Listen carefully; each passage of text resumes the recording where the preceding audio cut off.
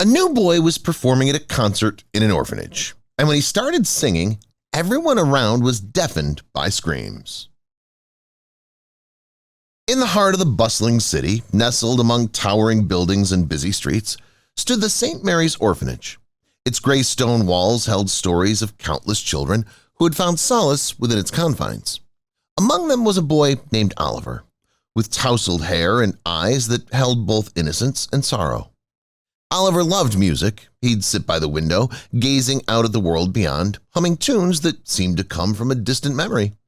The other children would gather around him, their eyes wide with wonder, as he sang songs that touched their souls. His voice was like a fragile bird, pure, haunting, and achingly beautiful. Sister Margaret, the kind-hearted nun who ran the orphanage, noticed Oliver's gift. She encouraged him to sing during the weekly gatherings in the small chapel. The children would sit cross-legged on the cold floor, their breath visible in the chilly air, as Oliver's voice filled the room. It was as if the angels themselves had descended to listen. One crisp winter evening, Sister Margaret announced a special event, an open concert for the neighboring community. The orphanage's modest hall was adorned with paper lanterns, and the children practiced their acts diligently. Oliver, however, remained silent. His fear of performing in front of strangers gnawed at him. The night of the concert arrived. The hall was packed with people, families, couples, and curious passers-by. The children fidgeted backstage, their hearts racing. Oliver stood there, trembling, his palms sweaty. Sister Margaret patted his shoulder, her eyes filled with warmth. "You can do this, my dear," she whispered. "Your voice is a gift. Share it with the world." The curtains opened, revealing a nervous Oliver. The spotlight bathed him in a soft glow. He clutched the microphone, his eyes scanning the expectant faces. His heart pounded, threatening to drown out the music he held within. And then he sang. His voice soared, a haunting melody that transcended time and space. The audience sat in stunned silence, their breath caught in their throats. Oliver's eyes were closed, lost in the music. The orphans backstage listened, tears streaming down their cheeks. It was as if the universe itself had paused to listen. As the last note faded, the silence shattered. The crowd erupted into applause, their hands clapping in rhythm. Oliver blinked, disoriented, as if waking from a dream. The cheers echoed in his ears, drowning out the doubts that had plagued him. But it wasn't just applause. It was something more, a collective recognition of beauty, of pain, of hope. Oliver had touched their hearts, bridging the gap between the privileged and the forgotten. The wealthy businessman wiped away a tear, the young couple held hands, and the elderly woman smiled, remembering her own lost love. And then it happened. The screams. Not screams of fear, but of sheer joy. The sound was deafening, echoing off the walls. Oliver's voice had pierced their souls, leaving an indelible mark. The orphans joined in, their voices blending with his, creating a chorus that resonated far beyond the orphanage walls. In that moment, Oliver knew he wasn't alone. He was part of something greater, a symphony of humanity, where pain and beauty coexisted. The concert became a legend. The night the orphan boy's voice shook the world. As the years passed, Oliver's fame spread.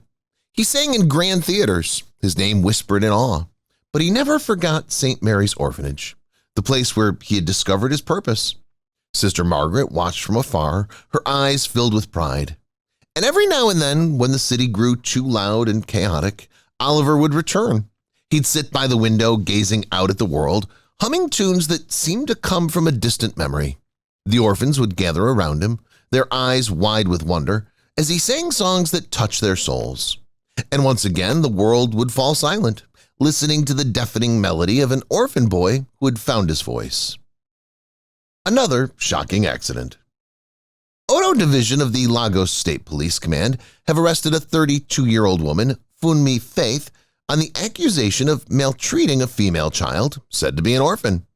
In the now viral video, the woman who had instructed the child to take her bath on the street as she stood by was challenged by a neighbor for her inhumane act.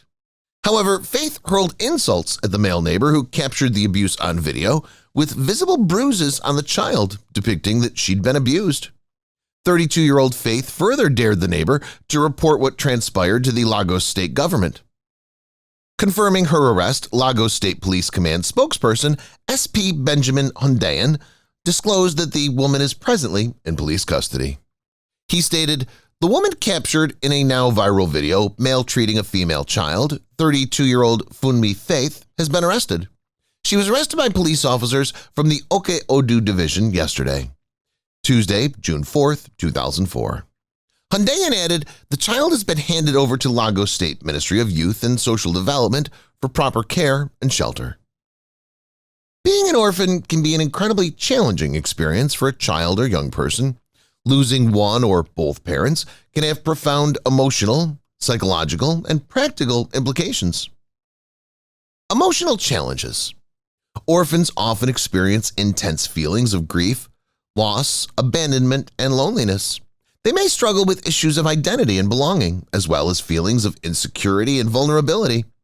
It's important for orphans to receive support and care from extended family members, friends, community organizations, or governmental agencies to help them navigate these challenges. Counseling, financial assistance, educational support, and access to resources can all be beneficial in helping orphans cope with their circumstances and build a brighter future. If you agree, please share and subscribe to our channel for more heartwarming stories like that. See you later.